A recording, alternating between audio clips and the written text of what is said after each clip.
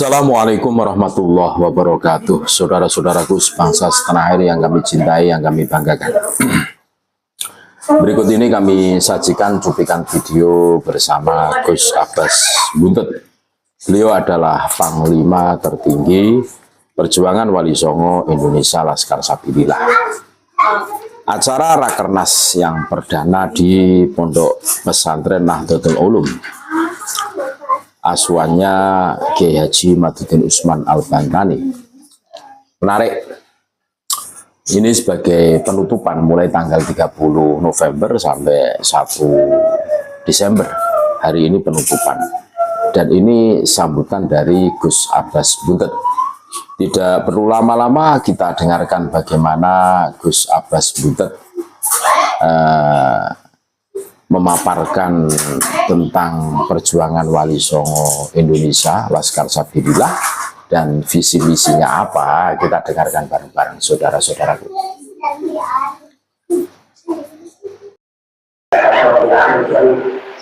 Insya Allah hari ini Sahabat Jenderal itu Muhammad yang dari Jawa Asal juga yang mengajar ke surat ini. Jadi insya Allah dari juga permasalahan yang ada dari surat insya Allah akan saya berikan dulu.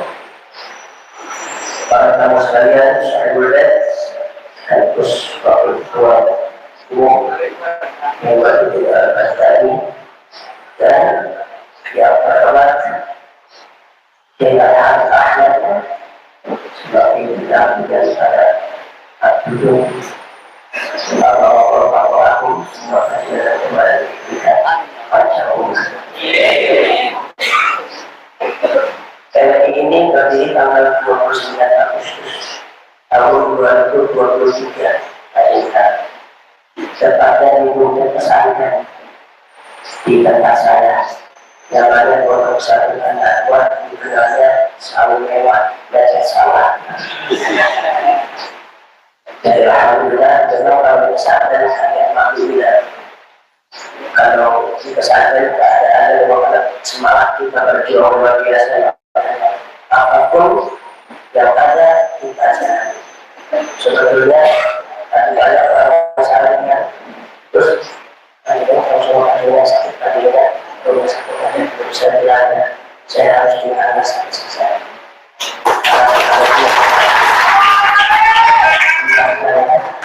Tidak saya sampai bisa berjuang pada saya malu. Karena saya mohon maaf sekali lagi kalau semua ada pelayanan dan servis yang kurang berkenan di hati Bapak dan Ibu sekalian karena bila adanya kita ini ya semuanya adalah patungan, sekulungan, perlindungan, semua patungan pribadi insya Allah kalau sudah beliau datang insya Allah akan memberikan solusi untuk kita supaya bagaimana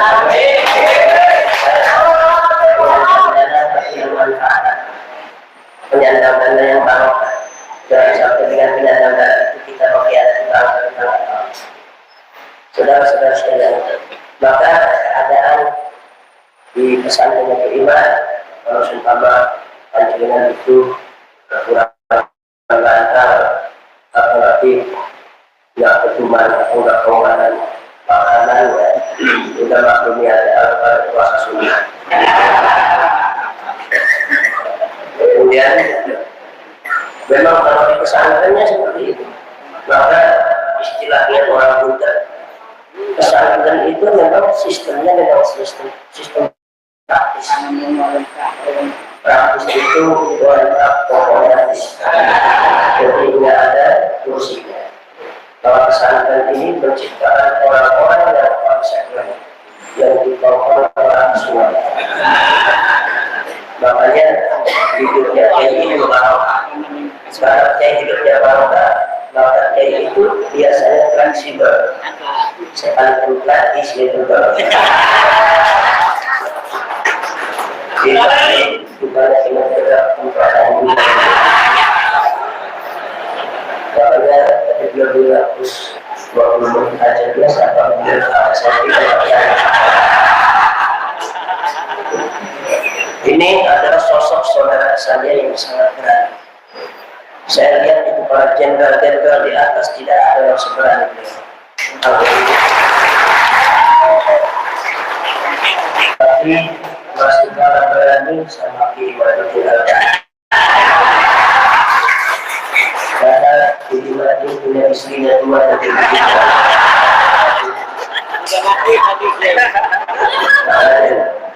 Biasanya tes ombaknya selalu saya katakan begitu. Kalau kalian melawan bakal sudah nanti tes ombaknya belajarnya melawan istri dulu lagi. Kalau sampai sekolah istri nggak berani berusaha memahami yang akan dirasakan.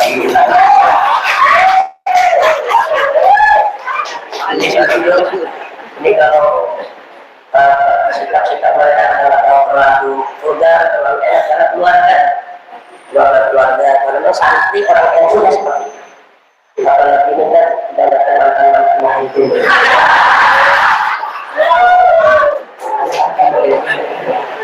Alhamdulillah. Ya semua juga mantan muhibin, saya juga pribadi mantan muhibin juga. Anda sadar, alhamdulillah.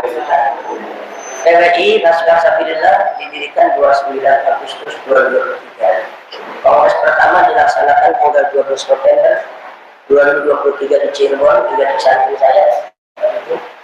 Karena saya tidak bisa mengataskan anak Buntet secara keseluruhan, karena Buntet itu banyak keluarga, ada 58 pesantren besar. Maka terus masuk keluarga saya, abah saya juga punya anak 11. Luar biasa. Kadang-kadang di jalan itu nggak punya kerja apa-apa, kadang-kadang setidaknya cuma ngajar, nggak dikasih gaji. Tapi anaknya 11, istrinya 4. Itu unik KPN gitu.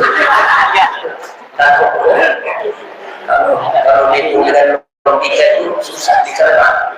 Ini orang kerja enggak, tapi ini kok istrinya 4, kemudian anaknya 11. Saya sendiri yang kakaknya berusaha kemarin rezeki sangat banyak meminta untuk punya anak 11 saja bertahan sendiri, punya istri 2 bertahan. Saya kalau apa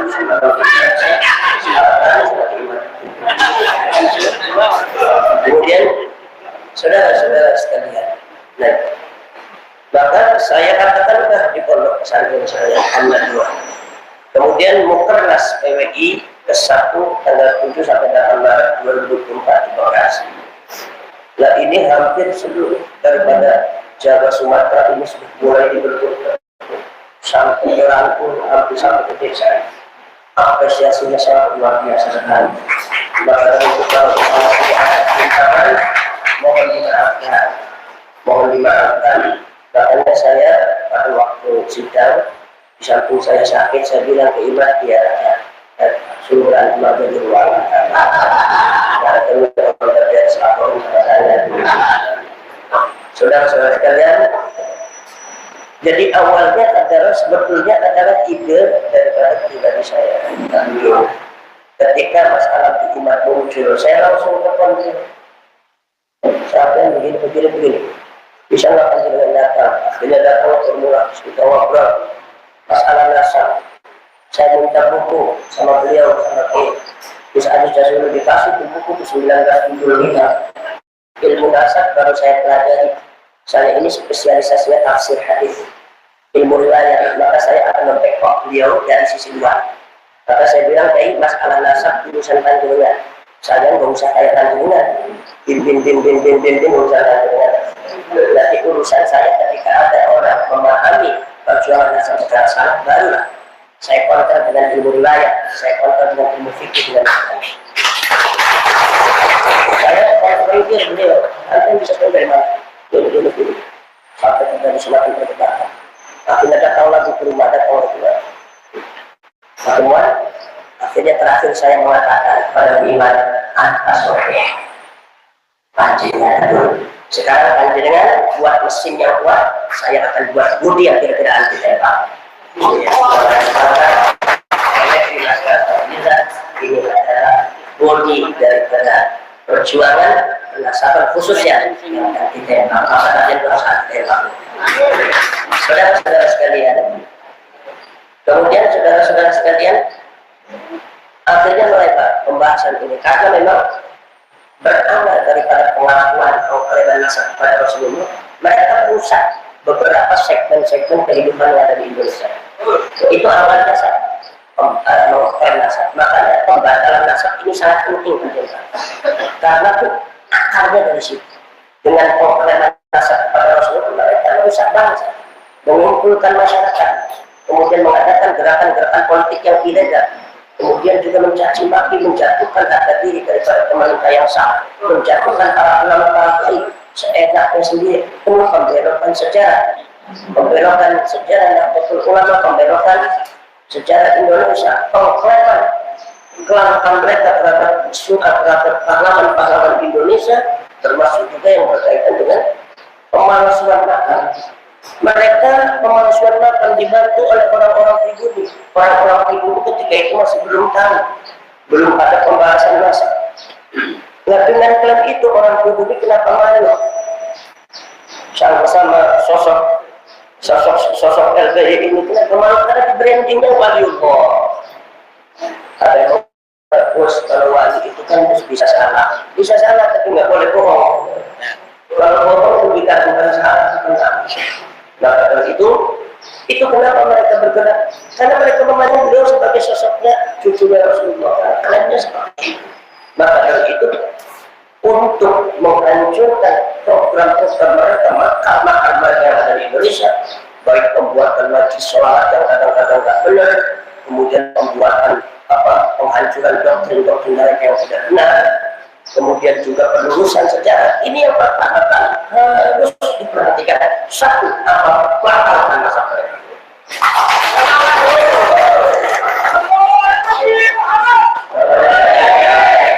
Saya bilang sama Pak Firman, nanti kalau Semarang urusan jangan sampai kalah nih debatnya.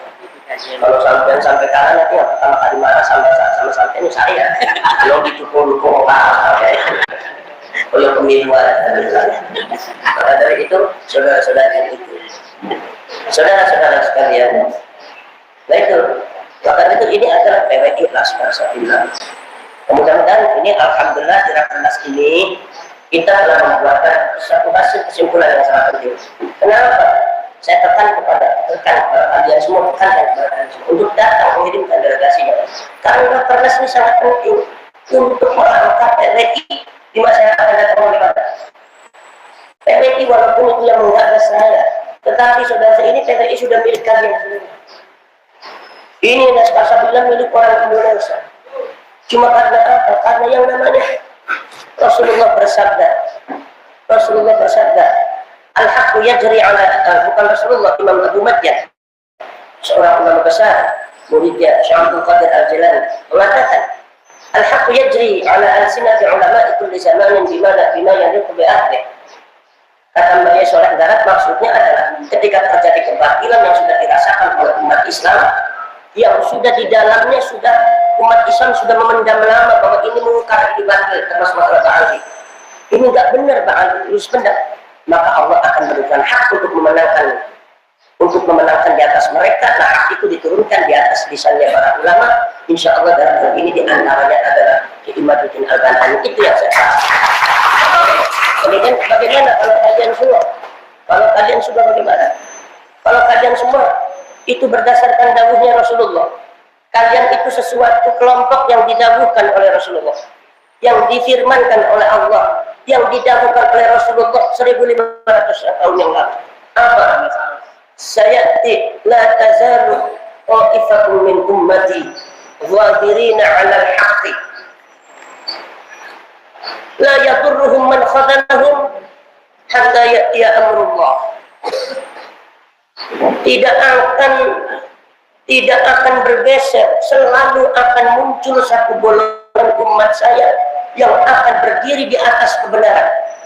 Mereka digempur, mereka dicaci maki, mereka difitnah. Itu tidak ada artinya fitnah bagi mereka. La yadurruhum man khadalahum. Tidak akan membahayakan mereka orang-orang yang mencaci maki, menjatuhkan. Mereka tetap berjalan di atas kebenaran hatta ya'tiya amrullah, sehingga perkara keputusan dari Allah itu datang. Inilah barangkali kita di Indonesia adalah Laskar Sabila. Kemudian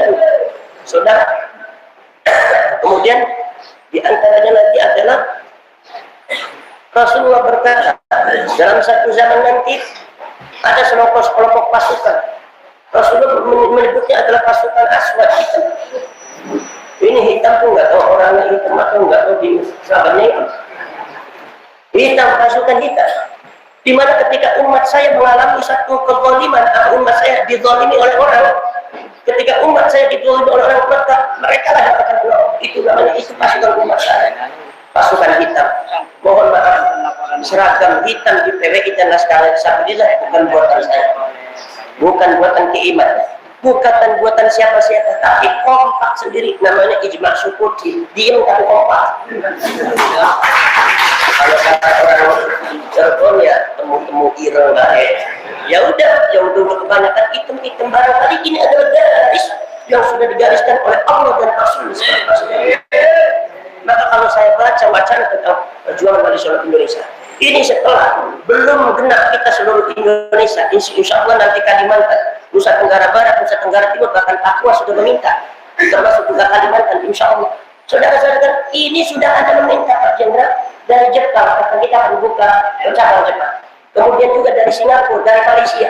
Makanya saya katakan bahwa perjuangan Wali Songo Indonesia yang itu akan diperkuat di 7 negara, khususnya 7 negara. Ini harus ada politik. Satu adalah Indonesia, nomor 2 Malaysia, nomor 3 Brunei Darussalam, nomor 4 Singapura, nomor 5 Thailand, nomor 1 Filipina, kemudian Vietnam. Kenapa? Karena Syekh Jumadil Kubro ini anak cucu Wongsan. Maka dari itu 7 negara, maka secepatnya Indonesia diselesaikan pelantikannya. Nanti setelah itu kita akan menghubungi Malaysia. Kemarin wakil daripada Malaysia banyak datang pada waktu kemarin itu di acara Milad. Dan meminta membentuk. Nanti Johor itu masih saudara dengan kita, Kelantan itu masih saudara dengan kita, maka dari di Mindanao itu masih saudara dengan kita. Bahkan catatan manuskrip daripada Sunan Gunung Jati itu adanya di Thailand, apalagi di situ nanti di Pakistan. Pakistan itu siap membeberkan dan membenahi tentang nasab Wali Songo karena catatannya ada di Pakistan. Artinya kita ini punya tugas yang sangat besar, yaitu adalah tugas kesejarahan